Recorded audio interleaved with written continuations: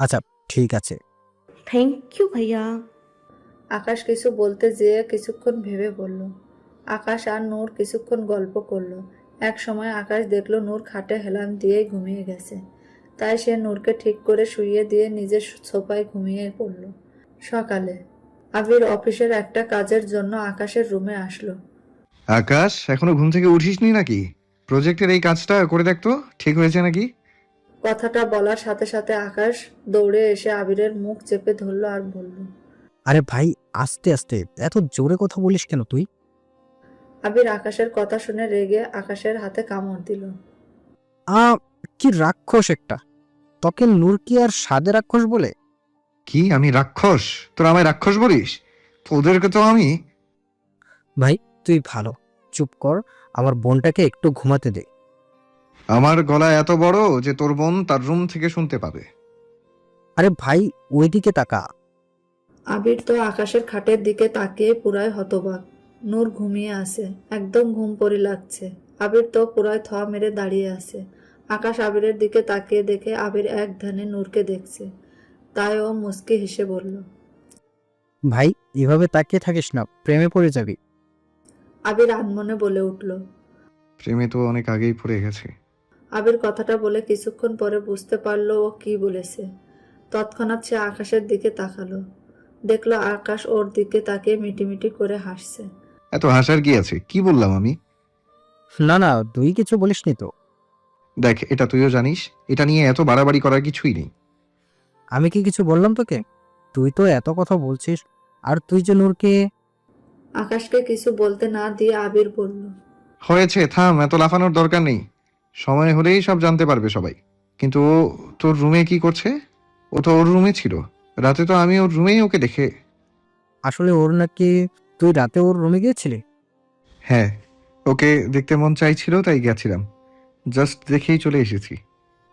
ও আচ্ছা, আসলে ওর নাকি ঘুম আসছিল না, আর আর ও কলেজ থেকে ট্যুরে যাবে, তাই আমাকে বলতে এসেছিল যাতে আমি সবাইকে মানাই।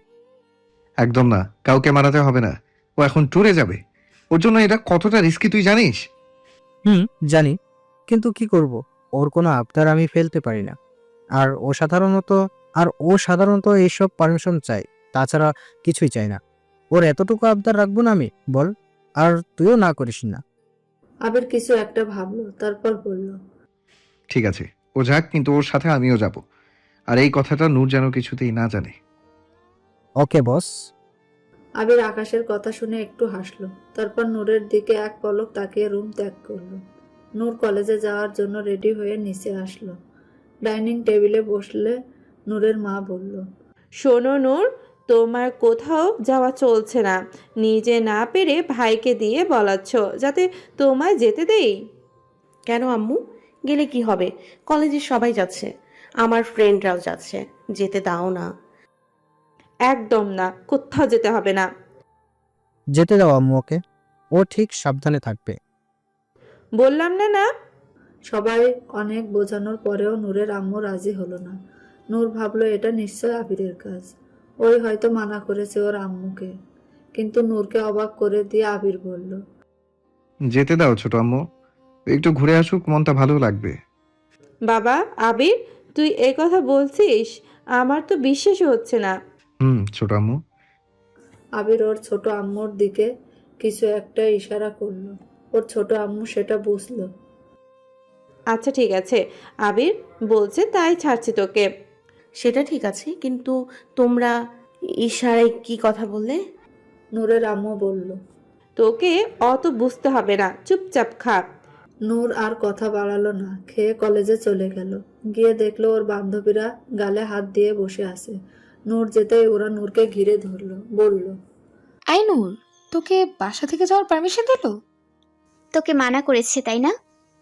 এই বললা না, টেনশনে আমার হাত পা কাঁপছে। হ্যাঁ রে দোস্ত, বল। তুই না গেলে আমরাও যাব না। তোকে ছাড়া ভালো লাগে না আমাদের। আরে থাম তোরা, আগে আমায় বলার সুযোগ তো দে। ও সরি সরি, বল। আমায় ট্যুরে যাওয়ার জন্য। কিছুক্ষণ থেমে দুঃখী দুঃখী মুখ করে আবার বললাম, যাওয়ার জন্য পারমিশন দিয়েছে। কথাটা বলে নূর সবার দিকে তাকালো। আমি জানতাম দেবে না, আমার তো মনটাই খারাপ হয়ে।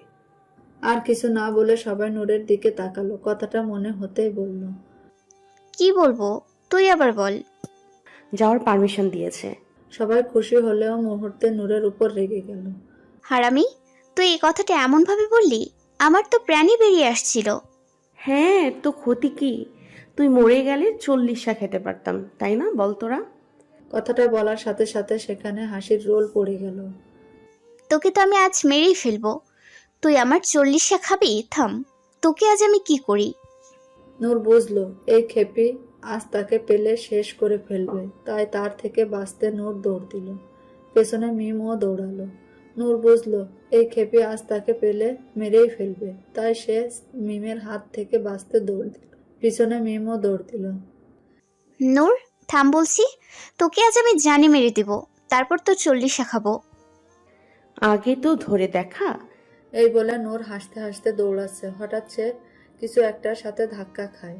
সামনে তাকিয়ে দেখে একজন লম্বা ফর্সা সুঠাম দেহের একজন ছেলে দাঁড়িয়ে আছে।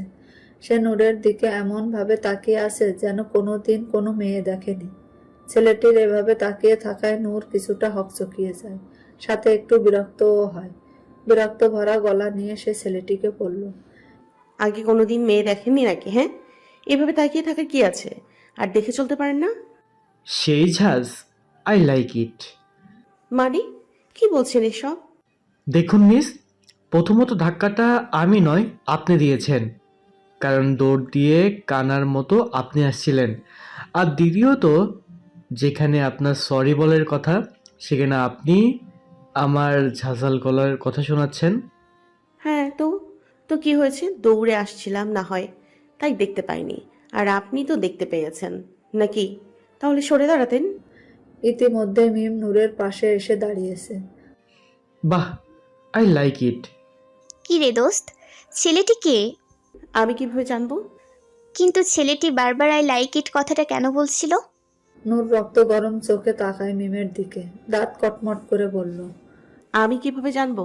আমি কি ওই ছেলেটার মনের মধ্যে বসে থাকি নাকি? হয়তো ছেলেটা তোর প্রেমে পড়েছে।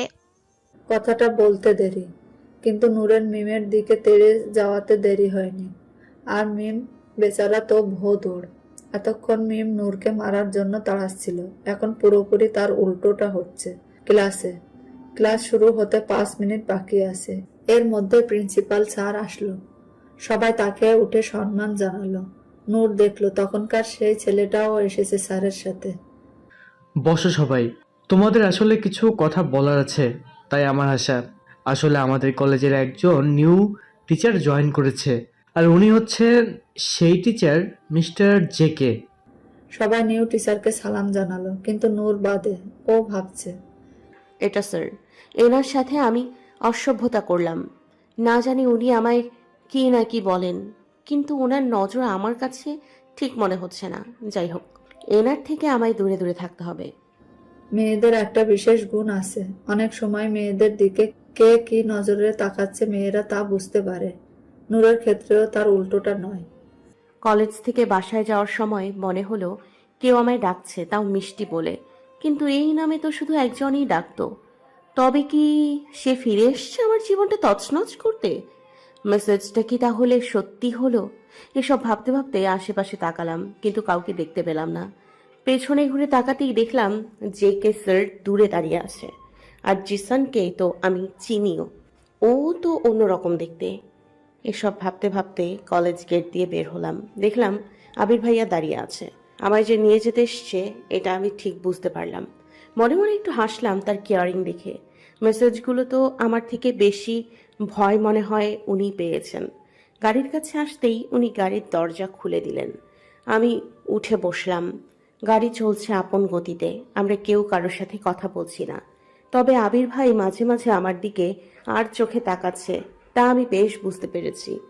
কিন্তু আমি তার দিকে একবারও তাকাচ্ছি না, ইচ্ছে করেই তাকাচ্ছি না, কারণ আমার এখন মেইন কাজ তার মুখ থেকে সেই দামি শ্রেষ্ঠ 3টা শব্দ শোনার।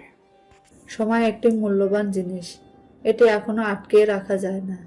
এটি কখনো আটকে রাখা যায় না। ক্ষণে ক্ষণে সময় অতিবাহিত হচ্ছে। যত সময় যাচ্ছে নূরের জীবনটাও যেন সুখে ভরে উঠছে। নূর চেষ্টা করেই যাচ্ছে আবির যেন তাকে ভালোবাসি কথাটা বলে দেয়, কিন্তু বোকা আবির সেটা বুঝছেই না। নূর ইচ্ছে করে আবিরকে সব সময় ইগনোর করছে, আর আবির ভাবছে নূর তার থেকে দূরে সরে যাচ্ছে। নূর যে তার সাথে এইসব করে খুব আনন্দ পাচ্ছে। নূর আবিরের সাথে নানা রকম ভাবে দুষ্টুমি করে অনেক কথাও বলে, কিন্তু আবির ভাবছে হয়তো কোনো রাগ থেকে কথাগুলো বলছে। নূরের কাজটা আরো সহজ হচ্ছে, কারণ সেই রাগী ছেলেটা আর রাগ দেখায় না নূরকে, সব সময় ঠান্ডা মেজাজে কথা বলে। এদিকে নূর তার কলেজের টিচার যে কে এর থেকে যত পারে নিজেকে আড়াল করে রাখে, কারণ লোকটার দৃষ্টি যে ভয়ানক খারাপ। এ বিষয়ে নূর তার ভাই আকাশের সাথে কথাও বলেছে। আকাশ বলেছে ছেলেটার সম্পর্কে খোঁজ নেবে। একদিন নূর কলেজ থেকে এসে গোসল করছিল। আবির নূরের রুমে গেল কিছু একটা বলতে। আবির গিয়ে দেখলো নূর রুমে নেই। ওয়াশরুম থেকে পানি পড়ার শব্দ আসছিল। ও বুঝলো যে নূর গোসল করছে, তাই চলে যেতে চাচ্ছিল। হঠাৎ তার চোখ গেল নূরের বিছানায়। সেখানে একটি গোলাপি রঙের ডায়েরি রাখা আছে। আবির জানতো না নূর ছোট থেকে ডায়েরি লিখে, কারণ সে তো এখানে থাকতো না। আবির 7-5 না ভেবে ডায়েরিটা হাতে নিল এবং ডায়েরির লেখাগুলো পড়তে লাগলো। নূর প্রায় 30 মিনিট পরে ওয়াশরুম থেকে বের হলো। এসে দেখলো আবির ডায়েরির হাতে দাঁড়িয়ে আছে। নূর দৌড়ে এসে ছো মেরে ডায়েরিটা নিয়ে নিল। তুমি এই ঘরে কি করছো? আর আমার ডায়েরিটাই বা নিয়ে কি করছিলে? আসলে ডায়েরিটা তোর বিছানার উপরে রাখা ছিল, দেখতে ভালো লাগতো তাই হাতে নিলাম। সত্যি করে বলো, কিছু দেখোনি তো ডায়েরিতে কি লিখাছে? না। এই বলে আবির চলে যাচ্ছিল।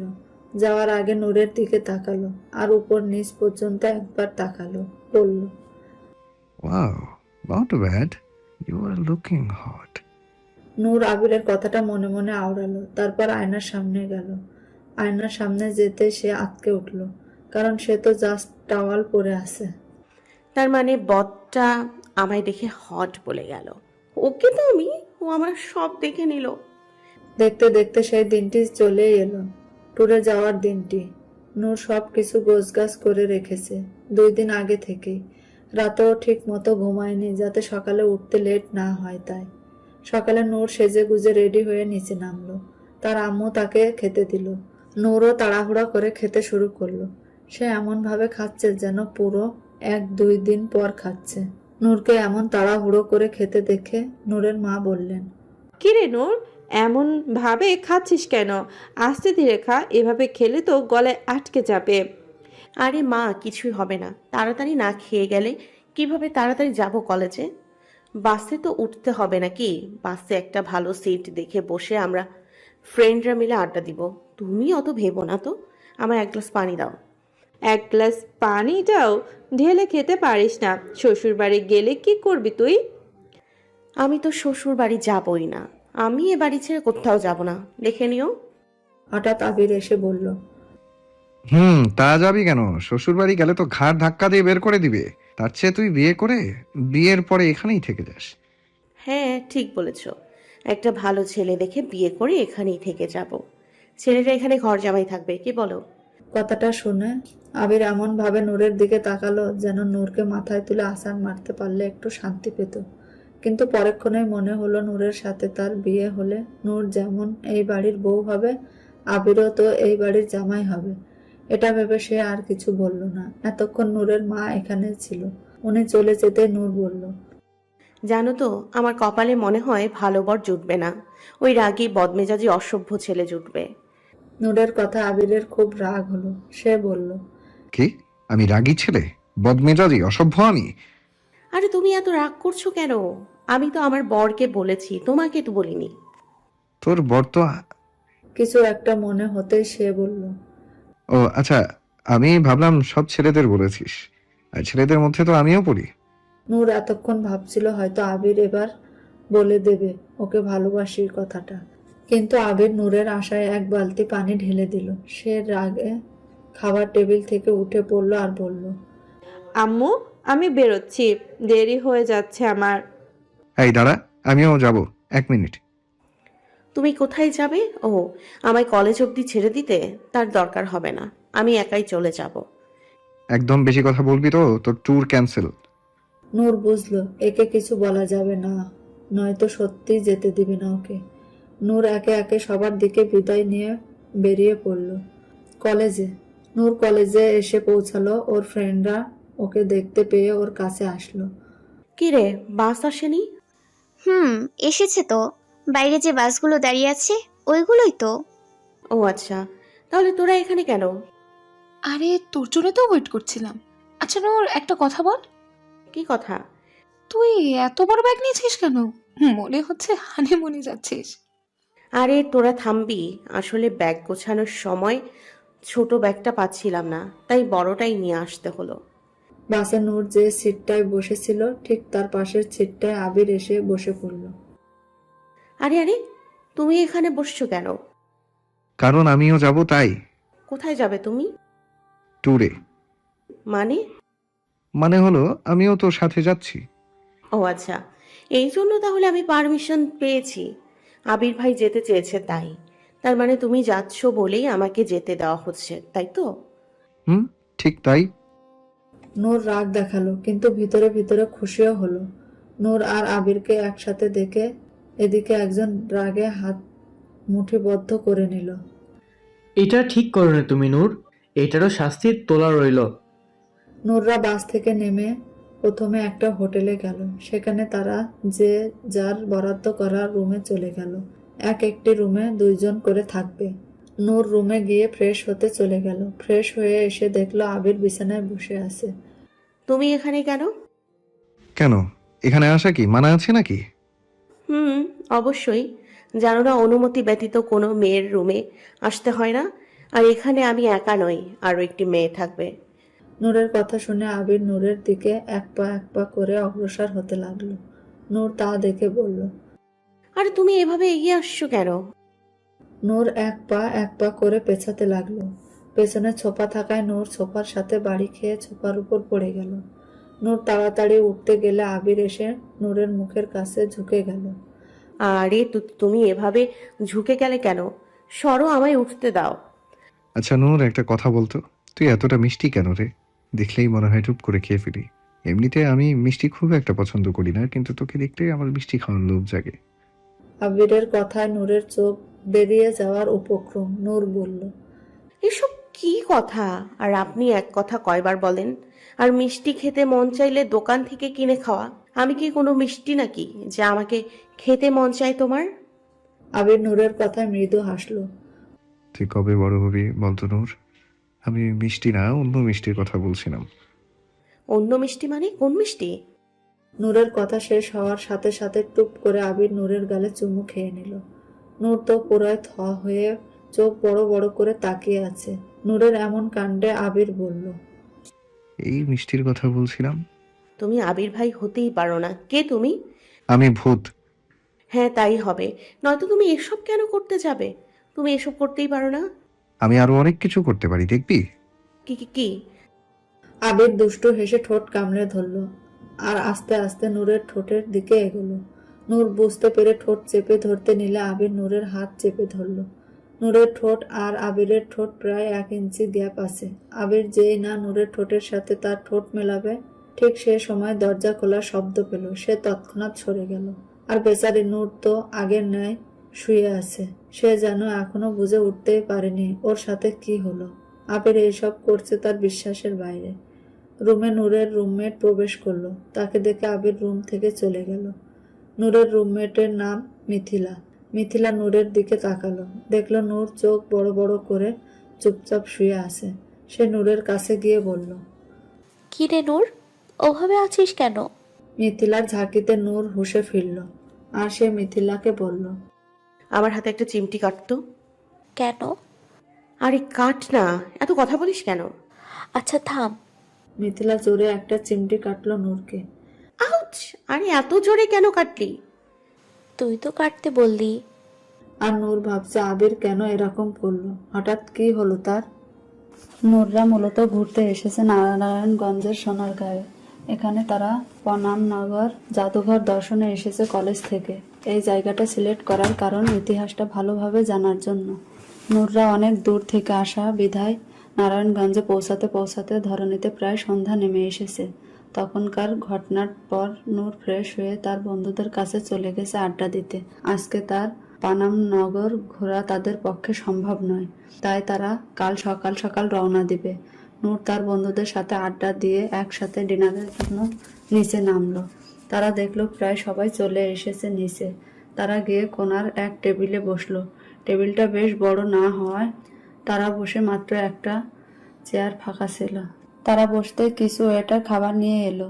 কলেজ ট্যুর হওয়ার পার্সোনাল ভাবে খাবার অর্ডার করার নিয়ম নেই। স্যাররা যে মেনু লিস্ট দিয়েছিল বাবুর্চি সে অনুযায়ী খাবার রান্না করছে।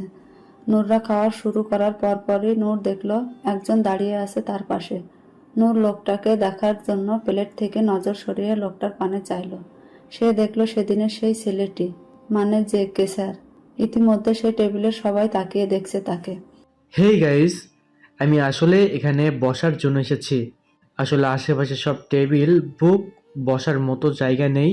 আর এখানে দেখলাম একটা টেবিল ফাঁকা, তাই চলে আসলাম। কিন্তু স্যার, টিচারদের জন্য তো অন্য টেবিলের ব্যবস্থা করা হয়েছে। একটু আমতা আমতা করে বলল। ইয়া, আমি জানি। আসলে কি বলতো, স্যারদের মাঝে আমি বোর হচ্ছিলাম। তোমরা তো জানোই টিচারদের কথা মানেই সবসময় পড়াশোনা নিয়ে আলোচনা। আর আমার না ক্লাসের বাইরে পড়াশোনা নিয়ে আলোচনা করা একদম পছন্দ নয়। যাই হোক, আমি কি এখানে বসার অনুমতি পেতে পারি? নূররা একে অপরের মুখের দিকে চাইলো, কারণ এই লোকটাকে তাদের মোটেও সুবিধার লাগে না। নূরের অস্বস্তি ফিল হচ্ছে, কারণ তার ঠিক পাশের চেয়ারটাই ফাঁকা। নূরের অস্বস্তিটা বুঝতে পেরে মিম নূরকে চোখের ইশারা দ্বারা কিছু বোঝাতে চাইলো। নূর তার ইশারাটা খুব সহজেই ধরে ফেললো। ইশারাটা ছিল এই যে, তুমি নিশ্চিন্তে থাকো, আমি এটাকে কিছু বলে ম্যানেজ করছি।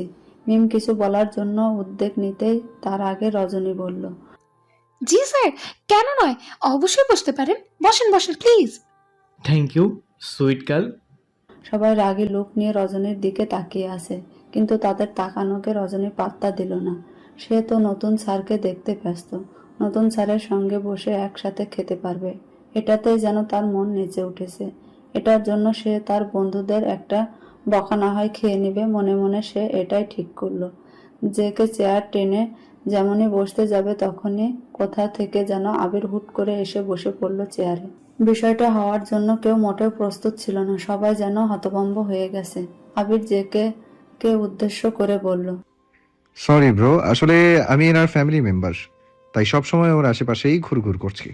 আর এখানে আর কোনো চেয়ার ফাঁকা নেই, তাই এটাতেই বসে পড়লাম। একটু অ্যাডজাস্ট করে নেন, হ্যাঁ? Don't mind. কিন্তু এই ট্যুরে তো ফ্যামিলি মেম্বার অ্যালাউ নেই। আমি প্রিন্সিপালের সাথে কথা বলে নিয়েছি, আর উনি পারমিশনও দিয়েছেন। দাঁতে দাঁত পিষে বলল। ওহ, ইটস ওকে। যেতেই আবির নূরকে ফিস ফিস করে বলল। খুব শখ না রে তোর পরপুরুষের পাশে বসার? খাবার শেষ করে আমার রুমে যাবি সোজা। দ্বিতীয়বার যেন বলা না লাগে পরপুরুষের পাশে বসার শখ আমি বের করছি। নূরকে কথাগুলো বলার পর আবির খাওয়ায় মনোযোগ দিল। আর নূর, সে তো আবিরের এই কথাগুলো শুনে ভয় পাচ্ছে না জানি তার সাথে কি করে। নূর করিডোর দিয়ে কচ্ছপের মতো পা ফেলে হেঁটে চলেছে। সামনে আবিরের রুম, আর তারপরে নূরের রুম।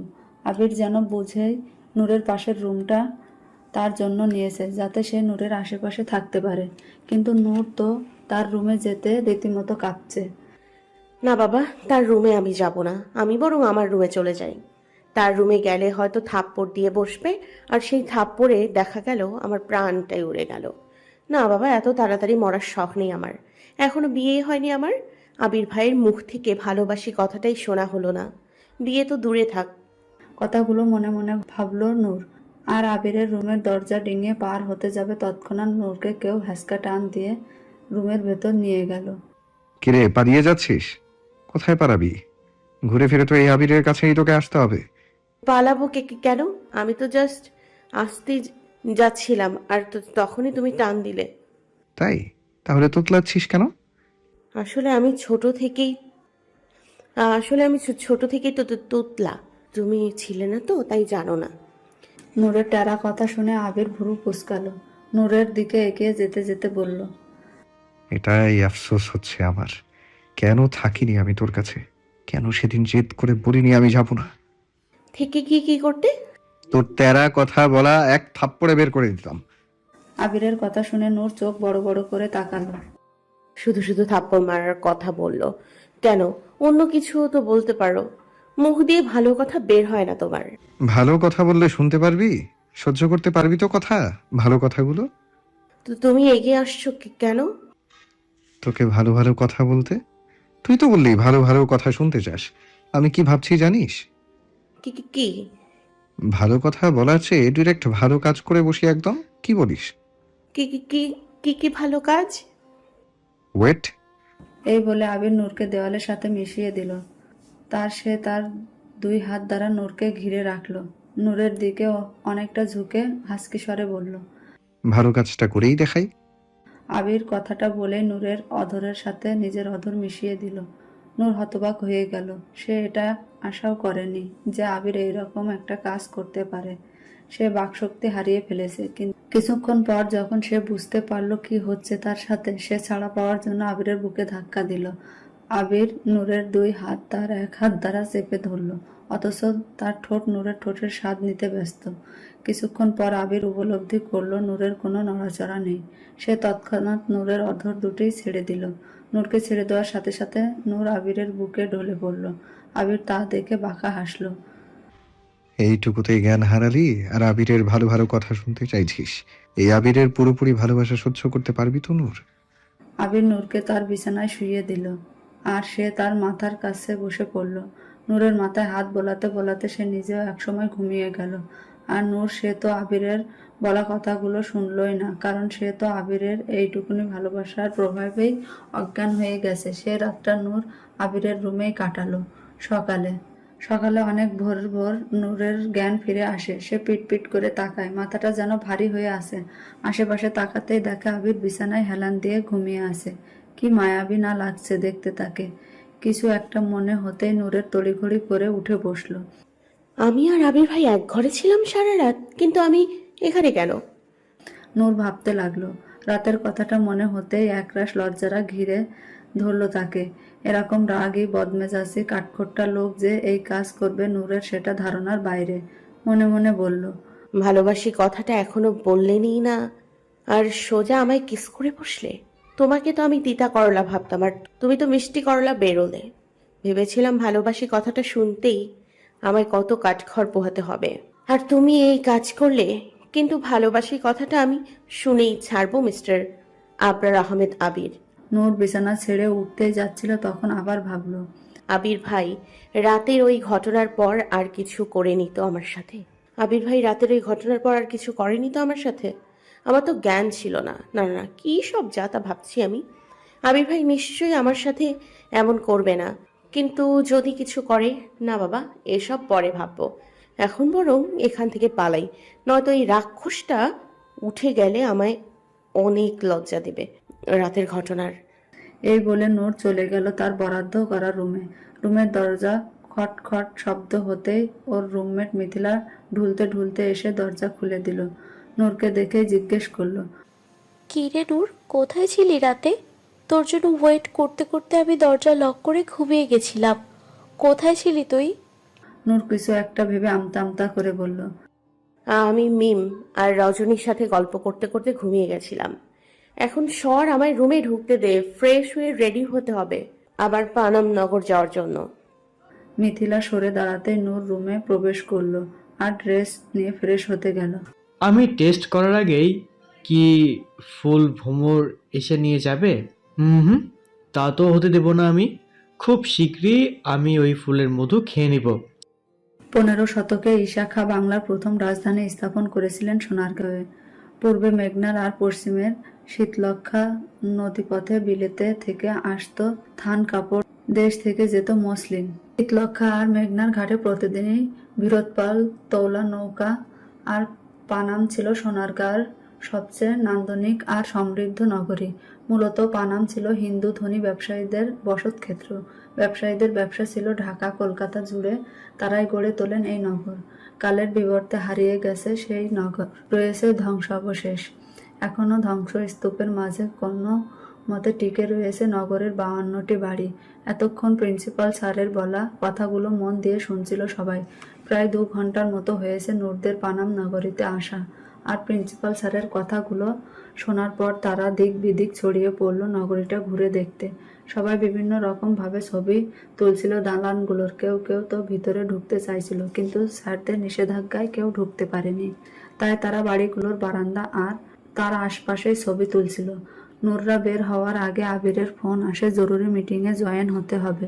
ও যে যেতে পারবে না সেটা নূরকে জানানোর জন্য তার রুমে গেল। নূর, এই নূর।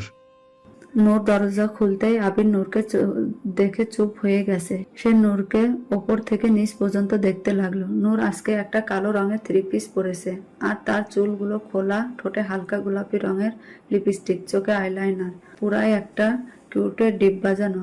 আবির বুকে হাত দিল, মনে মনে বলল, এভাবে এখন না আসলেও পারতে মায়াবিনী। আমি যে নিজেকে ঠিক রাখতে পারছি না। আবিরের ভাবনা ছেদ ঘটল নূরের ডাকে।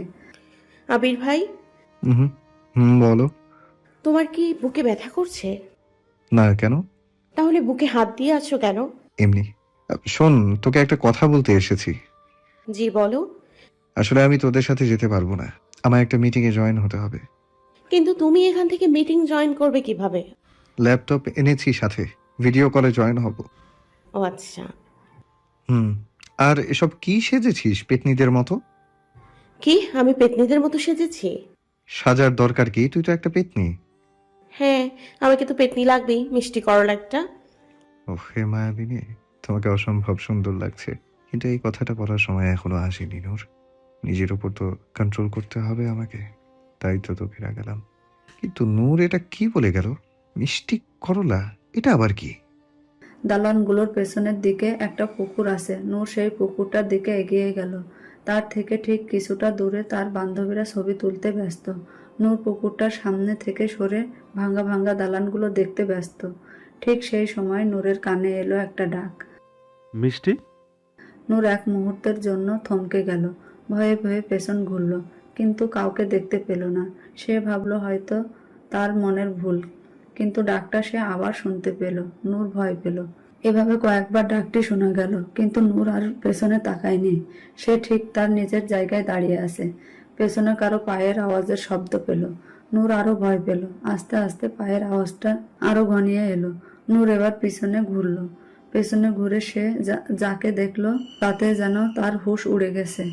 তার পিছনে দাঁড়িয়ে আছে জিসান। তো তুমি হ্যাঁ মিষ্টি, আমি এখানে কি কি কি করছো তুমি? তোমার সাথে দেখা করতে এসেছি। কতদিন পরে দেখছি বলো তো তোমাকে? ভুলে গেছো আমাকে? কেন এসছো তুমি? চলে যাও এক্ষুনি, চলে যাও এখান থেকে, যাও।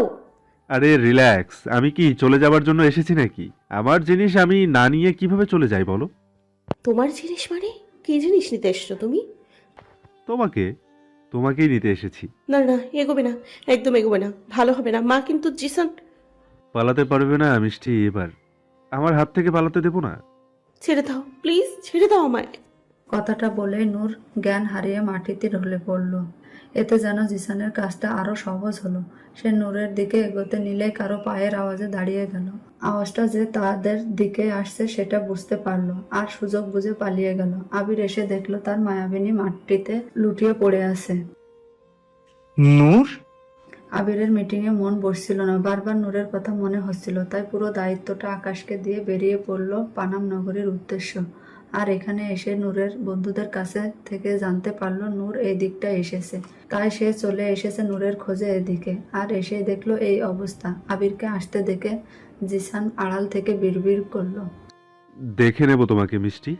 এবার ও ছাড়া পেয়ে গেলে এর পরের বার আর পাবে না। দেখে নেবো তোমায়।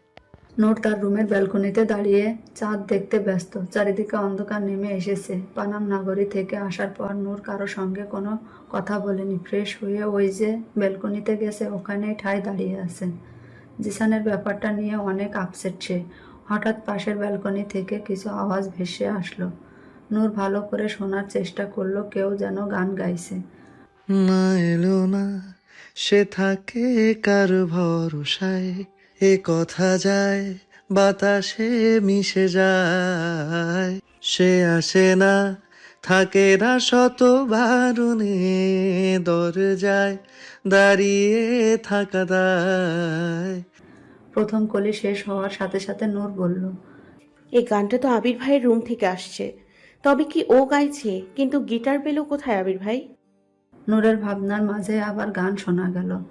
যদি বিরহ থাকে আমিও থাকি, কে বড় শেষ হবে আগে, কেন যে এত ভালোবাসা মরে চায়, শুধু সময় মনে রাখে, এত শূন্যতা মনে রাখি যে আমি, দেখে না কেউ তো আর বলে সবই পাগলামি, কাটে না যামিনী বিরহ যেন কেটে যায়, থামে না ভরসা তোমারে ডাকি যে আমি। এতক্ষণ নূর গানটা চুপচাপ শুনছিল, কিন্তু গান শেষ হওয়ার সাথে সাথে সে কান্না করে দিল।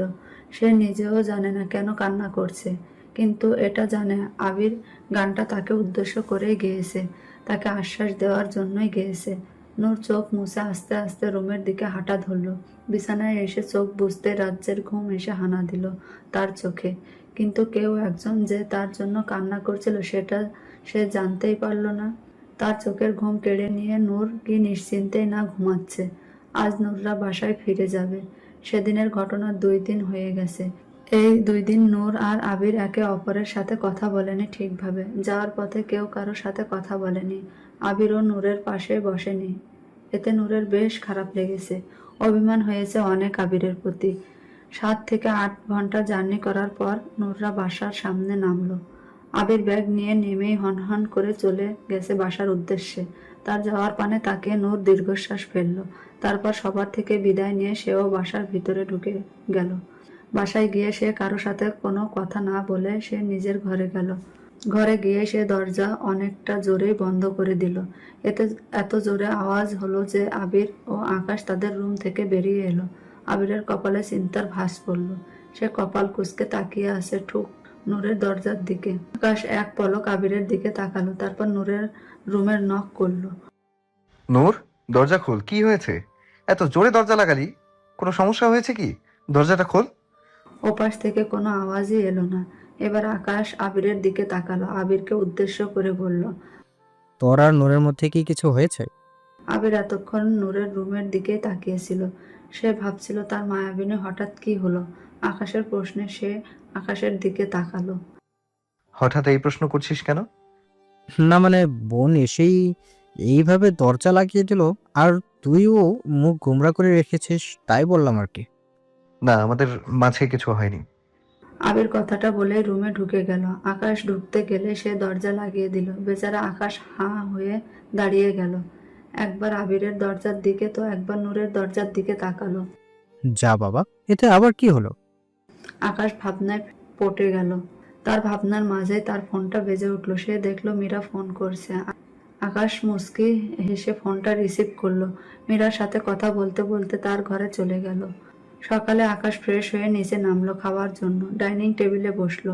আশেপাশে তাকিয়ে কিছু একটা খোঁজার চেষ্টা করলো। তার পাশে বসা আকাশ বলল।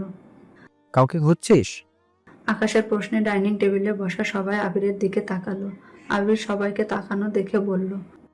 না, কাকে খুঁজবো? সবাই তো এখানে আছে। ভাই, তোর যে স্মৃতি শক্তি কমে গেছে এটা তো জানতাম না। মানে? মানে হলো নূর। নূর? হ্যাঁ, নূর, যে আমার আর তোর বোন যে এখন এই মুহূর্তে এখানে উপস্থিত নেই।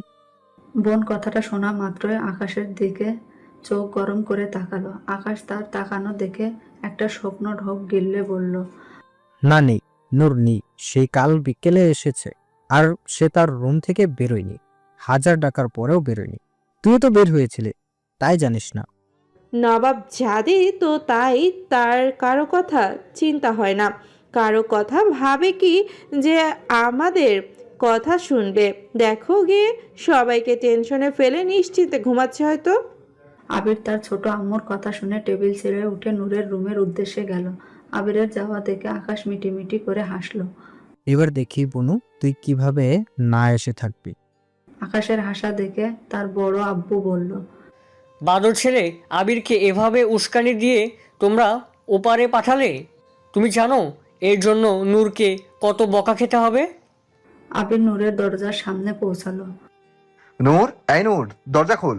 নূর? আবির নূরের কোনো সারা শব্দ পেল না দেখে দরজা জোরে জোরে করাঘাত করলো। নূর, দরজা না খুললে কিন্তু আমি দরজা ভেঙে দিব। তাড়াতাড়ি দরজা খুল।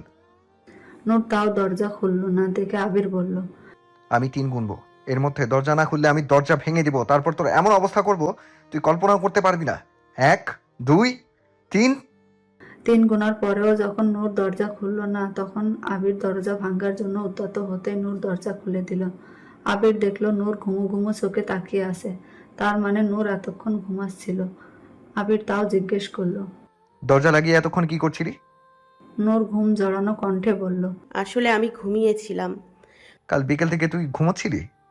নূর আমতা আমতা করে বলতে লাগলো। আবে হ্যাঁ, আমি কাল থেকে।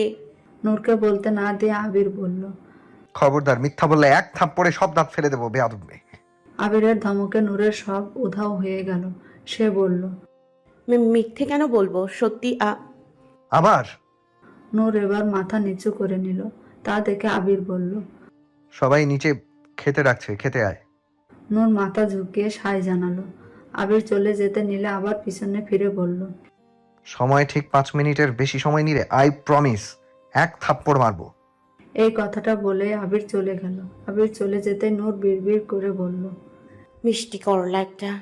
1 মাস পর নূর ও তার বন্ধুরা কলেজ ক্যান্টিনে বসে আছে। তাদের মধ্যে বিশেষ একটা কথা নিয়ে আলোচনা হচ্ছে। আলোচনার মধ্যে বিষয়টা হচ্ছে রজনী। সে নাকি কারো সাথে রিলেশনে জড়িয়েছে, আর এটা তার বন্ধুদের মধ্যে কেউ জানে না। রজনীর মুখ থেকে হঠাৎ শুনে সবাই অবাক হয়ে গেছে। কথাটা শোনা মাত্রই সবাই থমথম মুখ করে বসে আছে, কারো মুখের টু শব্দটাও নেই। আর মোড়া ভেঙে নূর বলল, কে সে হতভাগা যে তোর সাথে রিলেশন করে? হ্যাঁ, বল কে সে, যার সাথে তুই 1 মাস যাবৎ প্রেম করছিস, তা আমাদের অগোচরে? সে আছে একজন, তোদের বলা যাবে না। তুই আমাদের এত পর করে দিলি রজনী, যে আমাদের তার নামটা মাত্র বলতে সংকোচ বোধ করছিস। না না, সেরকম কিছু না, জাস্ট এমনিতেই বলা যাবে না এখন। সময় আসলে আমি নিজেই তোদের বলবো। আচ্ছা ঠিক আছে, বলিস না তার নাম। এখন এটা বল, তুই মুখটা এরকম প্যাঁচার মতো করে রেখেছিস কেন? ঝগড়া হয়েছে তার সাথে। কি জন্য সেটা বলা যাবে কি ম্যাডাম, না সেটাও সিক্রেট? সে না আমার থেকে একটা জিনিস চেয়েছে, যেটা আমার কাছে থাকা অত্যন্ত গুরুত্বপূর্ণ, আর সেটা দিতে আমি অস্বীকার করেছি। রজনীর কথা নূরের আবিরের কথা মনে পড়ল। সে ভাবল, আজ যদি আবির নূরের কাছে কোনো গুরুত্বপূর্ণ জিনিস চায়, নূর কি সেটা দিবে না? অবশ্যই দিবে। নিজের কাছে থাক আর প্রিয় মানুষটার কাছে থাক, ব্যাপারটা তো একই। নূর কিছু বলার আগে সাধনা বলল, কিন্তু সে গুরুত্বপূর্ণ জিনিসটা কি ভাই? সেটা নাই জানলি, তবে এটা জান যে সেটা অনেকটা বেশি গুরুত্বপূর্ণ। দেখ দোস্ত, তুই যদি মনে করিস ছেলেটা বিশ্বাসের যোগ্য বা তোর সেই গুরুত্বপূর্ণ জিনিসটা সে আগলিয়ে রাখতে পারবে, তাহলে দিলে ক্ষতি কি? নিজের কাছে থাকা আর প্রিয়জনের কাছে থাকা একই তো, তাই না? তার মানে তুই বলছিস আমি তাকে সেটা দিয়ে দেব? না, আমি এটা বলছি, ছেলেটা যদি যোগ্য হয় তাহলে ভেবে দেখ একবার। আর জিনিসটা কি সেটা তো আর আমরা জানি না, তুই জানিস। নূরের কথার মাঝে পেছন থেকে একটা পুরুষালী কণ্ঠ ভেসে আসলো। হ্যালো স্টুডেন্টরা, কেমন আছো তোমরা? সবাই সেই পুরুষটির দিকে তাকিয়ে দেখলো যে কে দাঁড়িয়ে আছে। সবার মুখে বিরক্ত ছাপ দেখা গেল। সাগর বিরক্ত নিয়ে ভদ্রতার খাতিরে বলে উঠল, বসুন স্যার। যেন এটারই অপেক্ষায় করছিল। সাগর বসতে বলার সাথে সাথে সাগরের পাশের চেয়ারটাতে বসে পড়ল। নূরের দিকে তাকিয়ে আবার বলে উঠল। তা কেমন আছো তোমরা? সবাই একসাথে বলে উঠল, জি আলহামদুলিল্লাহ ভালো আছি। আপনি কেমন আছেন স্যার? এই তো একদম ফিটফাট। তারপর চারপাশ নীরবতা ছেয়ে গেল। নীরবতা ভেঙে আবার জেকে বলল, তো কি ঠিক করলে? সবাই আশ্চর্য নয়নে তাকালো জেকের দিকে। কিছু না। এই বলে জেকে উঠে চলে গেল, কিন্তু তার যাওয়ার দিকে রজনী তাকিয়ে মুচকি হেসে বলল, তুই হয়তো ঠিক বলেছিস নূর, সে মানুষটা বিশ্বাসের যোগ্য হলে তাকে নিজের সর্বস্ব উজাড় করেও দেওয়া যায়, আর আমি সেটাই করব। ধ্যাৎ, ভাল লাগে না। আমার নিরামিষ বান্ধবীও রিলেশন করছে, আর আমি আবির ভাইয়ের মুখ থেকে ভালোবাসি কথাটাই বার করতে পারলাম না। না, এইভাবে হবে না। আমাকে না এবার কিছু একটা করতেই হবে। আমার ক্লাসমেটদের বিয়ে হয়ে গেছে অনেকেরা, আর আমি প্রেমটাও করতে পারলাম না। আমি অন্য ছেলে খুঁজে প্রেম করব। আর ওই মিষ্টি করলাকে বাদ দিব, খাটাস লোক একটা। ভাইয়াকে বলবো একটা ছেলে খুঁজে দিতে। এই বলে নূর আকাশের রুমে গেল। আকাশ আর আবির প্রজেক্টের কাজই যাচাই বাছাই করে দেখছিল। ঠিক সেই সময় নূরের গলার আওয়াজ পেল। ভাইয়া, ভাইয়া, কোথায় তুমি? এই তো ভাইয়া, তোমার সাথে আমার কথা আছে। কথাটা হলো, আমার জন্য একটা ছেলে খুঁজো তাড়াতাড়ি, আমি প্রেম করব। এতক্ষণ আবির একটা ফাইলের পেজ চেক করছিল। নূরের কথাটা শোনার সাথে সাথে তার হাত থেমে গেল, ঘাড় ঘুরিয়ে নূরের দিকে তাকালো। নূর কথা বলেই যাচ্ছে অনবরত, থামার কোনো নামই নেই। কি হলো, কথা বলছো না কেন? খুঁজে দেবে তো নাকি? আমি আব্বুকে বলবো। সবাই প্রেম করছে, আমার বান্ধবীরাও প্রেম করছে, আর শুধু আমি বাদে। কেন? আমিও প্রেম করব, দরকার হলে ডিরেক্ট বিয়ে করে নেব। এখন বলো, ছেলে খুঁজে দিবে কিনা? আকাশ চুপচাপ নূরের কথাগুলো শুনছিল, মুখে আঙুল দিয়ে, আর পেছনে তাকাতে ইশারা করছিল। কি হলো, পেছনে ইশারা করছো কেন? বর তুমি, মুখে এভাবে আঙুলি বা দিয়ে আছো কেন? কি আছে পেছনে? নূর কথাগুলো বলতে বলতে পিছনে ঘুরে দেখলো আবির বুকে 2 হাত গুজে দাঁড়িয়ে আছে। নূরের তো চক্ষু চড়ক গাছ। পরপর কয়েকটা শুকনো ঢোক গিলল, তারপর আকাশের দিকে তাকালো সে নিশ্চুপ। মাথা ঘুরিয়ে আবার আবিরের দিকে তাকাতেই দেখলো তার চোখ লাল রক্তবর্ণ ধারণ করেছে। এমন ভাবে নূরের দিকে তাকিয়ে আছে যেন নূরকে গিলেই খেয়ে নেবে। নূর ভয়ে আকাশের পিছনে লুকিয়ে পড়ে। নূর, সামনে আয়, আমার সামনে এসে দাঁড়া। আর আকাশকে যা যা বললে আমাকে ওই কথাগুলো আবার রিপিট কর। নূর ভাবছে পাগল নাকি, সে বাঘের কাছে গিয়ে এসব কথা বলবে।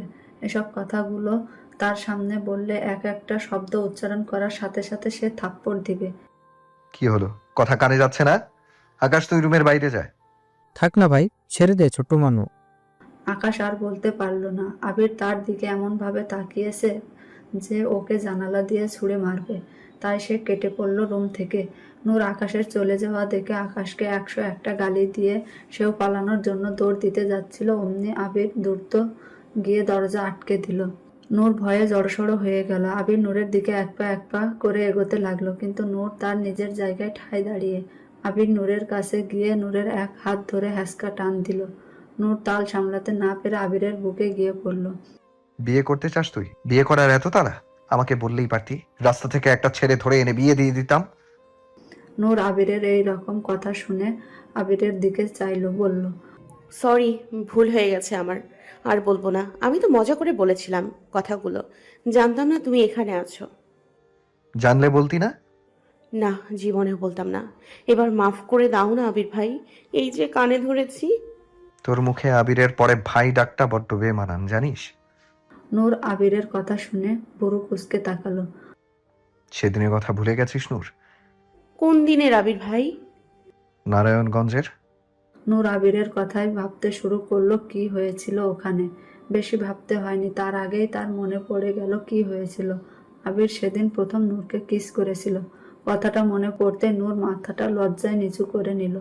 আবির নূরের লজ্জা মাখা মুখ দেখে কিঞ্চিত হাসলো। এক হাত দিয়ে নূরের চিবুক ওপরে তুলল। লজ্জা ভাবটা নূরের তখনও কাটেনি, আর এই লজ্জা মাখা মুখটাই যেন আবিরকে টানছে অনেক। আবির তার ঠোঁট নূরের ঠোঁটের দিকে এগিয়ে নিয়ে গেল। নূর কিছু একটা ভেবে চোখ দুটি বন্ধ করে নিল। আবির আর নূরের ঠোঁটের দূরত্ব ঠিক 1/2 ইঞ্চি। ঠিক সেই মুহূর্তে আবির তার ঠোঁট দূরে সরিয়ে নিল, ভালোভাবে দেখে নিল তার মায়াবিনীকে। চোখ বন্ধ করে লজ্জা রাঙা মুখটা দেখতে যেন ভালোই লাগছে আবিরের। সে চাইছে সময়টা যেন এখানেই থমকে যাক, কিন্তু তা তো আর হবার নয়। আবির হঠাৎ বলে উঠল, কাল বিকেল 5টায় পদ্মা নদীর ধারে যাবি, ঠিক 5টায়। কথাগুলো বলে আবির দরজা খুলে বেরিয়ে গেল। এখানে থাকা তার আর সম্ভব না। থাকলে নূরের মায়াবী মুখটা তাকে ভীষণভাবে দুর্বল করে দিবে। আবিরের কথাগুলো শুনে নূর তার চোখ খুলল। সে ভাবল, হঠাৎ আবির ভাই এভাবে চলে গেল কেন? আর কালী বা পদ্মার ধারেই বা কেন যেতে বলল? বিকেল 4টা বাজে। নূর সেই দুপুর থেকে একটার পর একটা ড্রেস চেঞ্জ করেই চলেছে, কোনোটাই তার মন মতো হচ্ছে না। হঠাৎ কেউ দরজায় কড়া নাড়ল। নূর বিরক্তিতে মুখ কুঁচকে দরজা খুলল। আকাশ এসেছে, সাথে একটা শপিং ব্যাগ। কিরে বনু, কি করছিস? ডিস্টার্ব করলাম না তো? না না না ভাইয়া, কি বলো? ডিস্টার্ব কেন করব? কোনো দরকার ছিল? হ্যাঁ, কিন্তু তোর ঘরের এই দশা কেন? আলমারির সব পোশাক ছড়িয়ে ছিটিয়ে রেখেছিস, কোনো সমস্যা? তোর কি এসব ড্রেস পছন্দ না? চল, তোকে আমি নতুন কিছু ড্রেস কিনে দিচ্ছি। না, সেরকমটা নয়। আসলে আমি ড্রেস এলোমেলো হয়েছিল তাই গুছাচ্ছিলাম, এই আর কি। আর এতগুলো ড্রেস থাকতে নতুন ড্রেস কি করব? ওহো আচ্ছা, তাই বল। আমি ভাবলাম হয়তো এগুলো তুই বাদ দিয়ে দিচ্ছিলি। আচ্ছা, এই নে, এটা ধর, কিন্তু এটা কি ভাইয়া? খুলেই দেখ। নূর ব্যাগ থেকে একটা বক্স। তুমি জানো এই মুহূর্তে আমার শাড়িটি ভীষণ দরকার ছিল ভাইয়া। হুম, জানি। নূর ভুরু কুঁচকে তাকিয়ে বলল। তুমি কিভাবে জানো? আকাশ আমতা আমতা করে বলল। হুম, সেটা আমি কিভাবে জানবো? কিন্তু তুমি যে বললে তুমি জানো, আর শাড়ি হঠাৎ করে নিয়ে এলে কেন? সেটা তো তুই বললি দেখে মুখ ফুসকে বেরিয়ে গেছে। আর রইল কথা, শাড়ির দোকানে দেখলাম পছন্দ হয়েছে তাই নিয়ে এসেছি। এখন তুই থাক, আমার কাজ আছে, আমি গেলাম। নূর সাত পাঁচ না ভেবে শাড়িটি পরে নিল, লম্বা লম্বা চুলগুলো ছেড়ে দিল, ঠোঁটে হালকা গোলাপি লিপস্টিক, চোখে কাজল আর আইলাইনার দিয়ে নিল, কপালে টিপ পরতেও ভুলেনি। সে নিজেকে একবার আয়নায় দেখে নিল, বেশ সুন্দর লাগছে তাকে। শাড়ি সামলাতে বেগ পোহাতে হয়নি তাকে। এর আগে বেশ কিছুবার বন্ধুদের কথায় পড়েছিল সে। নূর নিজেকে খুঁটিয়ে খুঁটিয়ে দেখতে ব্যস্ত, আজ তাকে সুন্দর দেখা চায়। জানি না, তার মনে হচ্ছে যেন আজ আবির ভাইয়ের সামনে সেই সুন্দর রমণী লাগা চায়। হঠাৎ কিছু মনে হতেই নূর দৌড়ে গেল ব্যালকনিতে। সেখানে গাছে থাকা একটা লাল গোলাপ ছিঁড়ে নিজের কানে গুজে নিল। তারপর ফোন আর ছোট একটা ব্যাগ কাঁধে ঝুলিয়ে বেরিয়ে পড়ল তার উদ্দেশ্যে। কি রে নূর, কোথায় যাচ্ছিস এত সেজে গুজে? আব্বা, বড় আম্মু, আমি আমার বান্ধবীর বাসায় যাচ্ছি। এত সেজে গুজে? নূর ভীত কণ্ঠে বলল। হ্যাঁ। কথাটা বলে নূর এক মুহূর্তের জন্য দাঁড়ায়নি, দ্রুত পায়ে চলে গেল। কারণ সে এই গোয়েন্দাদের কবলে একদম পড়তেই চায় না।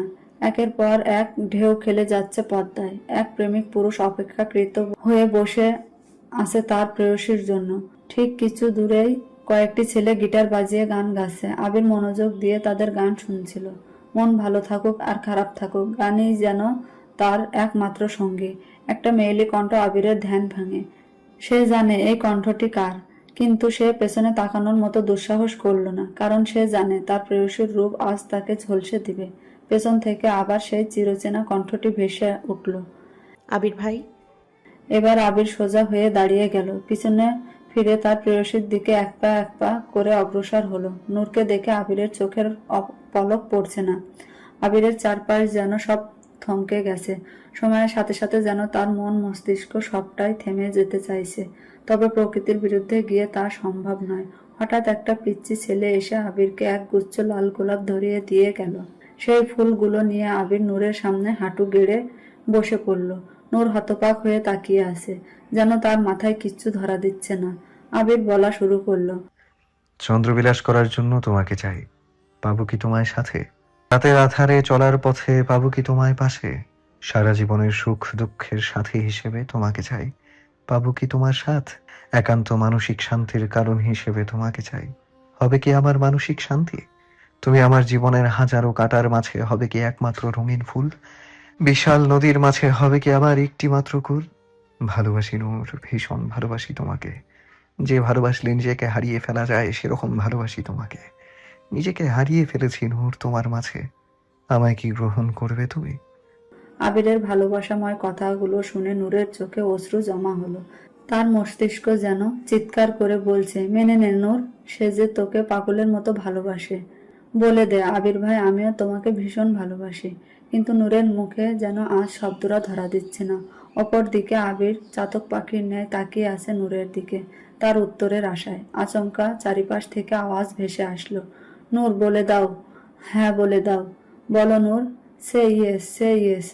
নূর আশেপাশে তাকিয়ে দেখলো অনেক লোক জড়ো হয়ে আছে এখানে, সাথে তার বন্ধুরা আর তার আকাশ ভাইয়াও উপস্থিত আছে।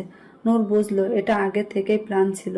সে আবিরের দিকে তাকালো, দেখলো আবির এখনো সেরকম ভাবেই বসে আছে। তার চোখ যেন বলছে, ফিরিয়ে দিস না নূর, বাঁচতে পারবো না, মরে যাব। আমি অনেক ভালোবাসি আবির ভাই, তোমাকে ভীষণ ভালোবাসি। নূর আবিরের হাত থেকে ফুলগুলো নিল। আবিরের চোখে যেন খুশির ঝিলিক দেখা দিল। সে উঠে দাঁড়িয়ে নূরকে বলল, খবরদার, খুশি ঠেলায় আজ যেন অজ্ঞান হয়ে যাস না। নূরের মুখটা থমথমে হয়ে গেল। আবির নূরের থমথমে মুখটা দেখে হাসলো। তারপর যে ছেলেদের দল গান গাইছিল তাদের কাছে গেল। এই গিটারটা আমাকে কিছুক্ষণের জন্য দিতে পারবে? জি, কেন নয়? এই নেন। ধন্যবাদ। ওয়েলকাম। তার পাশে থাকা আরেকটি ছেলে বলল। ভাবিকে ডেডিকেট করে গান গাইবেন ভাইয়া। ভাবি ডাকটা শুনে আবির নূরের দিকে এক পলক তাকালো। তার চোখ এখনো তার দিকে নিবদ্ধ। আবির ঠোঁট কামড়ে হেসে ছেলেটির উদ্দেশ্যে বলল। হ্যাঁ, তোমাদের ভাবি তো আমার গলার সুর। গিটারের টুংটাং শব্দে ছেয়ে গেছে চারিপাশ। তার সাথে সাথে এক মন মুগ্ধ করা গান। আমার একলা আকাশ থমকে গেছে রাতের স্রোতে ভেসে, শুধু তোমায় ভালোবেসে। আমার দিনগুলো সব রং চিনেছে তোমার কাছে এসে, শুধু তোমায় ভালোবেসে। আবির নূরের দিকে তাকিয়ে গানটা গাইছিল। নূরও আবিরের দিকে তাকিয়েছিল। আজ যেন আবির নয়, তার চোখ কথা বলছে। নূর আবিরের চোখের মাঝে যেন হারিয়ে যেতে চাইছে। করতালির আওয়াজ তাদের ধ্যান ভাঙে। আবির নূরের দিক থেকে চোখ সরায়। গিটারটা ছেলেগুলোর হাতে ধরিয়ে দেয়। ছেলেগুলোর মধ্যে একজন বলে ওঠে। হে ব্রো, অসাধারণ ছিল। তুমি তো খুব ভালো গান পারো। গানের শিখেছিলে কোথায়? আবির হাসি হাসি মুখ করে বলে। শিখিনি, এই গান আমার একলা থাকার সঙ্গী। আকাশ বলল। দেখতে হবে না কার ভাই? আবির আকাশের দিকে তাকিয়ে বলল। শালা ক্রেডিট নিচ্ছিস? এই, একদম শালা বলবি না। আমার বোনের বিয়ে আমি তোর সাথে দিব না। তোকে দিতে হবে না, আমি তোর বোনকে তুলে নিয়ে গিয়ে বিয়ে করব। তারা দুই ভাই কথায় ব্যস্ত হয়ে গেল। আর এদিকে নূরের বন্ধুরা তাকে ঘিরে ধরল। কি রে নূর, তুই যে আবির ভাইয়াকে ভালোবাসিস বলিসনি কেন রে? আরে বলার সুযোগ হয়ে ওঠেনি। এই এক লাইন কথা বলার সুযোগ পাসনি? না বলতেই চাসনি? আরে না না না, আমি বলতামই, কিন্তু পরে বলতাম। যাই বল, ভাইয়া কিন্তু তোকে ভীষণ ভালোবাসে। আমার ক্রাশ ছিল। বদমাস বেটি, একদম নজর দিবি না আমার আবির ভাইয়ের দিকে। কথাটা বলার সাথে সাথে সেখানে হাসির রোল পড়ে গেল। আবির দূর থেকে নূরের লজ্জা মাখা মুখটা দেখে আর এক দফা হাসলো।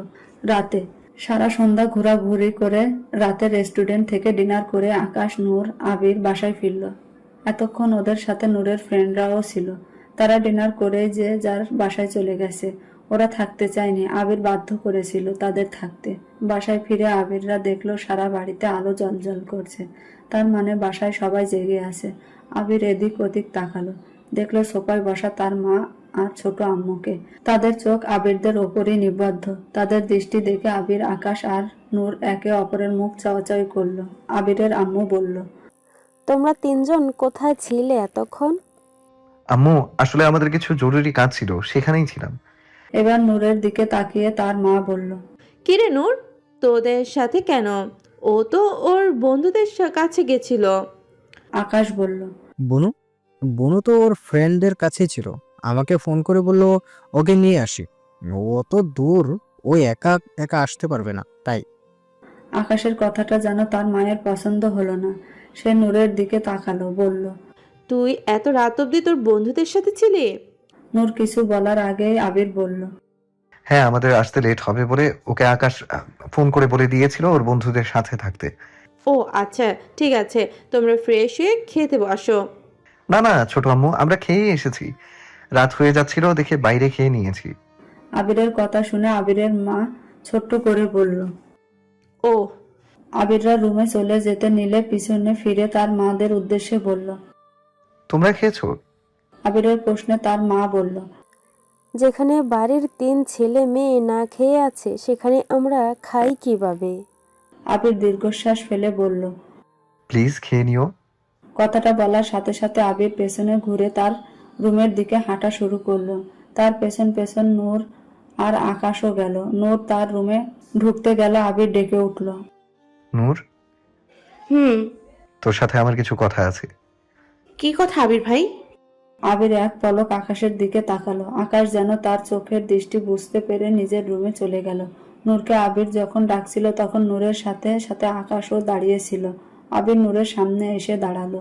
নূর তো লজ্জায় লাল হয়ে গেছে এতক্ষণে। আবির নূরের লজ্জার রাঙা মুখটা দেখে মুচকি হাসলো, কিন্তু সেই হাসিটা নূরের অগোচরেই থেকে গেল। আবির নূরকে বলল। প্রপোজ করেছি বলে এই না যে ডানা লাগিয়ে উড়ে বেড়াবি। এখন থেকে তোর ওপর আরো বেশি অধিকার আমার। তাই পড়াশোনা খারাপ হলে বা তোর পাগলামো কাজ কাম দেখলে তোকে মাথায় তুলে আছাড় দিব।